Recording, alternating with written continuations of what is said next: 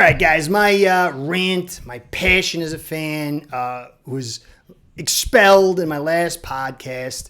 Today, I want to deal with what is. I don't like Greer. I'm sort of on the fence with McDaniel. I don't think this whole thing's going to go very far in 25. I'm not very confident in what this whole group can do. But every year, I've said, since you've seen me do this, I scrap everything. When I go into a new season, I take all the previous evals. I keep those data points, but then I just start fresh and start trying to eval from that season. And I watch and wait for the data to come in and see if it meets up with these previous data points. So I'm starting from scratch here, and I want to get into Hill. Hill is a huge, huge deal. And he wants out. I'll get into some of the things here. It's very clear. You probably heard about it. He wants out. He's not coming back. And if he does, it's going to be a big problem. And there's a lot of problems in moving the piece or whatever.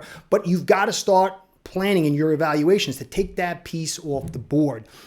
So that's what I want to cover today. I got a bunch of graphics and stats and compilation to I'm not going to dig too deep because you can go on for this for hours. But I'm going to show some very clear stuff, how this is a major, major deal. It's not just the X's and O's, it's the philosophy behind it. And so that's what I'm going to cover today. I also want to get into a great guy. We would talk all the time, and he's like, you're not going to cover the Dolphins anymore. This sucks. Maybe my last podcast, I wasn't explicit. This isn't my channel. It's their channel. They own it. It's theirs. They hire me to come here and do my talk. So if they decide to let me go, then I don't have a channel. And so I had said, I don't really know what's going to go on this year. A lot of the real hardcore fans are angry. And what I like to do here is hardcore coverage for the most part. And I don't know if I'm going to get the support to meet what they want. And so I said I'm going to cover all the teams. I'm going to be Dolphin focused. That's just the way it is. It's my favorite team. You guys are my favorite people. And I know it the best, but in order to keep the numbers, to keep them happy, if they bring me back, I have to expand and get all the areas. So I just want to let you know that. And if you have any questions about anything, you can contact me at curtis@aceperhead.com. I'll try to put the link here so the things you can email me. But anything you want to talk about, anything questions, if I miss a comment and you really want it answered, and send it to me. Maybe I can do my best. Sometimes I miss these things, so you can always reach me there. All right, so that's the deal. I was going to do Ramsey because we're here and talk about Ramsey wants to get out, and it's this weird nebulous thing. It's not nearly as clear as Hill. Hill is absolutely clear, but there's a lot of great channels out there. And so I was preparing for it, and I saw Reason had done something on Ramsey, and he's so good at all this stuff, pulling it together, and with the social media thing. I'm kind of not good with that. So I stopped by his channel. I thought I was subscribed, but I wasn't. It's a great channel. I should subscribe to it. The guy's just really good. And he does a perfect job letting you know what's going on, the general wrap up around it. So if you want to know anything about Ramsey, I'll have to cover it later if it becomes a thing. But he does such a good job. It's a waste of my time because he's going to do a better job. And so I want to focus on his Hill thing. But check him out there if you want to find out about the Ramsey thing. It's really, really good. Hill is gone. You could see on his little Twitter thing, he's got the brown image of when he forced his way off Tampa, and he could put his face there, which is kind of funny, but it's sort of not. He said he was out right after the game, and Chris Perkins interviewed him and asked him, he said, are you looking to leave? And he jumbled his words, walked off, and you heard it said, I'm out. So he's gone. But the thing you have to understand is that he's a piece on the puzzle, but his presence affects the macro and the micro. And it starts with the thought and the mind of the GM of what they want to put on the field. And then the OC and DCs, how they view the leverage and space that their players and their players matching up against other players creates. And this space and leverage is critical. It's essential to understanding football. I'm no all-world guy, played a little bit, so I'm not trying to put myself off as somebody who's big-time football player. But if you've ever matched up against somebody, you're immediately saying, how fast is that guy? How fast am I? How agile am I? And in coverage, you're setting your leverage, your distance from that guy, and whether it's underneath or over, based on these two ratios of what you can do, speed and agility, against his. And it's critical to understand this because that leverage then creates space. And then after the ball's caught, the space and leverage that you've set, now you've got to create your angle to tackle and attack that ball or that player. And so these are things that Hill has set at an ultra high level. And when you pair him with Waddle, this was the vision of Chris Grier.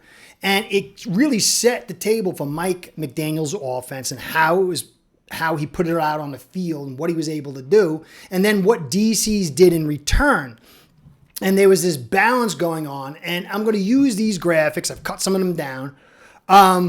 But this cushion separation, targeted distance, and then the run game paired with it is going to tell you something very, very critical. So I want to show you this image of a nickel defense, two of them. And so the top one has one set of spacing and leverage, and the bottom one has another setting spacing and leverage. And I was going to add in how far those safeties were set, but then it became a little bit too convoluted. But if we just stay with this, we're going to understand what Hill and Waddle were able to do, but also why defenses were able to stymie us from 2023 more and more until this year. It was a disaster. So the top nickel defense, you can see the linebackers, they're close to the line of scrimmage compared to the bottom. And then the outside linebackers are end players. They're pinched in more than they are at the bottom. And that red line from the top to the bottom shows you the leverage, the difference between playing over that tackle and then playing outside. The linebackers being more close than being at a distance. And those purple lines shows the angle of pursuit at edge plays. At the top, this is more balanced for a team that you're worried they're going to run inside, run outside, and pass the football. And you can see that those purple lines and those end players being that close, they can create a scrum where those linebackers, they don't have a clear path to the edges. And this is how you can open up the big edge runs. They started in the Broncos game, most notably, they pinched those edge guys inside and we would crack them down. It would open up the edge for huge gaping runs. But from that point on, DC started writing a book up that was different. They would bring those edge players out a little bit farther and then drop those linebackers a little bit deeper. And you see at the bottom over here, those linebackers, when they're that far back, they have clear runs to the edges. But it also puts them in perfect situation to get those pocket posts, what we love to do. And this is why towards the end of 2023, we started getting constricted in both the run to the edges and the pocket post, and even more so this year. So with that understanding, I want to get into how teams have played Waddle and Hill and why this is going to be such a huge difference this season without Hill. It's going to change so much, guys. So look at this graphic I got over here. See 2021 to 2024. CUS is cushion at the top, and an SEP is separation, and TA is targeted distance on averages. And then RG is the ranking of the run game. Now, Hill is first, in 2021, he had 6.1 yards per cushion, which is a lot. Waddle had 6.8. Separation 3.6 for Hill, which is the best of the 4 years. Waddle 3.3, which is a little bit lower. But look at the targeted distance, 10.4 and 6.8. And notice the run game difference. Now, Hill didn't have a huge running attack at 16th. Although if you watch the postseason, it really picked up. But they ran inside so much and had huge effect to the left, marginal to the right, but they ran so much inside.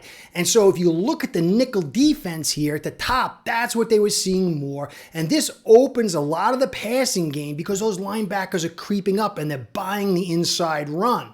It also opens up the edges, which helps us, but he didn't really have that because they ran mostly inside. But it freed him up a ton. Conversely, Waddle was the only receiver. They played him over, focused on him. We had no running attack. And so we had to throw short. And so he would get the ball, they'd play over and tackle him, and he wouldn't get much. Now in 2022, it's where it all starts changing. Waddle and Hill create this rare leverage, forcing teams to play off, but they didn't do it to start. It was a new thing. They didn't know what to do with this, especially with the cheat motion. You can see 6.4 leverage. They decided to play Hill a little bit more off. Waddle, they kind of tightened up the coverage a little bit, both 3.3 and 3, but they were targeted 10.8 and 10 yards per pass with only the 25th run attack. But remember, a lot of that season didn't have Skyler. But we threw that football at 2-3-5, time to throw, and it was like 10 point something depth of target. We were attacking the middle. Linebackers were kind of coming to play us reasonable, guarding the inside, guarding the outside, and it just couldn't do it. But as that season progressed, teams started playing off and started constricting things. We lost offensive linemen, and Tua went down. If you look at the next year, 2023, you can see the cushion now tightens up a little bit on Hill, but they loosen up heavy on Waddle. And you can see the separation is 3.3, goes back up for Hill, 3.4. It's kind of been staying the same for Hill. They're kind of saying, hey, we're going to really guard Hill, but we're going to let loose on Waddle. And both guys had really good seasons. Tua was in the whole season. And look at the depth of target, 12.2 and 12. And we dropped the time to throw to 2.7. But we had the 6th-ranked rushing attack. Now, there wasn't a lot of rushing inside. Mostly it was outside and on first downs. But teams early in the season didn't know what to do with this. And so, like I had said previously, they started widening the length of those D ends and then dropping the depth. And it became the playbook. And the run attack and the pocket posts all kind of started diminishing because it's very difficult to break this, especially when you're not being blitzed and you're playing 7 guys deep. The way to do it was the inside run, and occasionally did it. Remember against the Patriots, we had a huge, beautiful run to end the game when most had like a 50, 60-yard run where Connor and Hunt doubled. It was beautiful. But that's the way you do it. But it got curtailed towards the end of the season. We lost linemen, which really hurt us, especially when you couldn't pair Connor and Hunt together. And so the ability to affect the inside diminished, and teams just focused on the edges, focused on the deep. And even if you look at the Dallas game, they played us dime in the red zone, which you do not see. Now you come to 2024, which it really falls apart. And so you have to understand, Hunt and Connor got out. They were pulled out of the equation. But then the cheat motion was kind of curtailed by the kind of rule enforcement. And so a lot of these things started becoming real negative effects to us. And you can see here, look at 5.9 yards per cushion, which is not terrible. It's a little bit higher than 23, but lower than 21 and lower than 22. But look at the cushion on Waddle. They got very tight up on him, and they said, we're gonna let Hill do his thing, kind of containing him, and we're gonna make Waddle beat us. Now, he had his best separation at 3.4, but you can see Hill had his lowest. But look at the targeted depth, 9.4 for Hill, 11.6 for Waddle, which was good, but Waddle couldn't make those big plays, and a lot of it was because the run game wasn't there. And the graphic to the side, you can see the bottom one, that's all they did. They played high leverage with those linebackers, sometimes even at 6 yards. And so it took away the middle of the field, took away those pocket posts. They could really gun after those edge runs. This is one of the reasons why we had to throw tons of screens, but we had to get the ball out quick. It was like 2.01, and the screens were to mitigate the pass rush because we couldn't even stop the 4 when we were getting it. And so this was a major, major problem. But now what does it say about going forward? If you pull Hill out of the equation, you just got Waddle, it could change as things go, but then you got Washington and you got Jonnu and you got Achane, but no longer Hill. You're not going to need that cover 2. Now you're going to be able to go to cover 1. And so you'll have the cover high safety 1 on Waddle, probably doubling him and focusing on him, and then moving all the coverages to the guys who aren't able to break you deep. It's going to allow the linebackers to play a little bit more closer. Guys to get a little bit more closer to the line of scrimmage. You're going to have that safety not sitting so far back, and now you're going to be able to blitz more and probably attack these screens, this edge run stuff a ton more. It's going to be far more difficult, and McDaniel is probably going to have to change a lot of what he does. The way to break this stuff is getting to the line of scrimmage and seeing them out of their look and calling the audible, but it's all about A and B gap runs or having true pass sets and protecting long enough. And so it's going to be very, very, very difficult. Hill is throwing a major, major monkey wrench into this whole thing. And Philip Dillingham, I've seen him on X. I'm following him. Real good guy. Check him out. And he put this little image up, his little tweet thing here. And he said, best Senior Bowl TE class in many years. If you need a tight end, run, don't walk to mobile. And so if this philosophy is going to be vastly affected, you can do two things. You can go down trying to replace Hill and keeping this leverage, but we've seen it doesn't work. So is Greer and McDaniel smart? And the way to do it is to get your 12 personnel and run that football inside and create negative leverage by drawing guys more into the box and getting Waddle more one-on-one. And then as you draw them into the box, then you can open up these edges. Clearly, you could put Achane out wide with Hill, but that's not, you had that and Achane in the back. So it is going to be very difficult unless you change a lot of this formula. And so a lot of people, me, I love the offensive lineman, and I love to take one, but there's a lot of tackles in that value range as I'm looking over at the 13th spot. And you might want to take that and say, hey, we'll put Paul right tackle and the other guy at the left tackle and move Jackson inside. But my evaluation is Jackson is not good enough inside. He won't help you with that inside zone run stuff. He's always injured. If you saw him in 21 when he played guard, it wasn't for him. He's not physical enough. He lacks the cement. I don't think it's going to be conducive for him. You could try to roll the dice on that, but I don't know if that's going to be the wisest move. And so what it could be, the best move is to find a tight end who's a two-way go. Jonnu on one side who can kind of block but is a threat in the pass game, and a guy who can block and catch, and with the 12 personnel. And then in those later rounds, you get yourself some guards. I'm not big on Brewer because of his lack of power. You need some more inside zone running.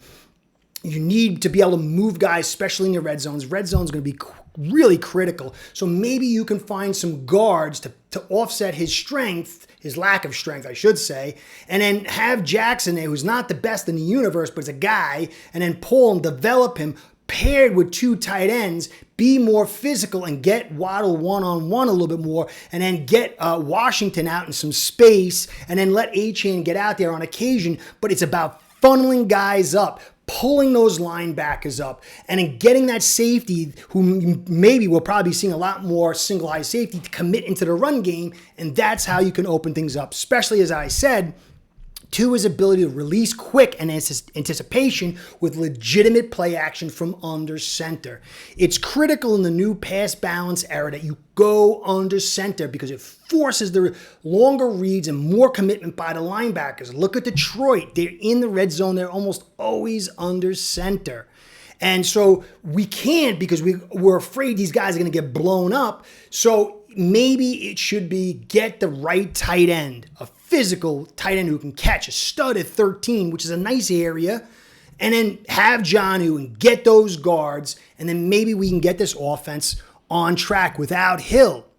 But if we double down with the philosophy without Hill, you're not going to replace him. You're going to get a pale representative of him, unless you want to maybe make Achane the new Hill, but I don't know if that's the best move. But even still, we didn't see the great success with this formula. So I do think this could be the road, but I know that we've got to force different leverage and different spacing from these defenses. And they're going to have the leg up in single high safety now without Hill to be there to threaten us. So I hope I'm clear.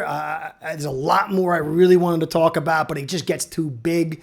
But this is why I think Hill is a major crink in the program. And we've got to rethink the formula rather than double down. And that's my concern. Greer likes to double down. Problem is, the new formula kind of offsets some of our pieces on the offensive line to maybe not be so right for this new shift. But we'll see. I do think there's ways forward. Don't think, it's going to definitely be a real 100% replacement, but it could be. So we got to evaluate from here. Hope you guys enjoyed. Hope I was clear. Curtis saying, be well, go Fins. Curtis out. Start building your own online sportsbook today by getting signed up with AceBread.com service that'll allow you to book action on sports from all around the world.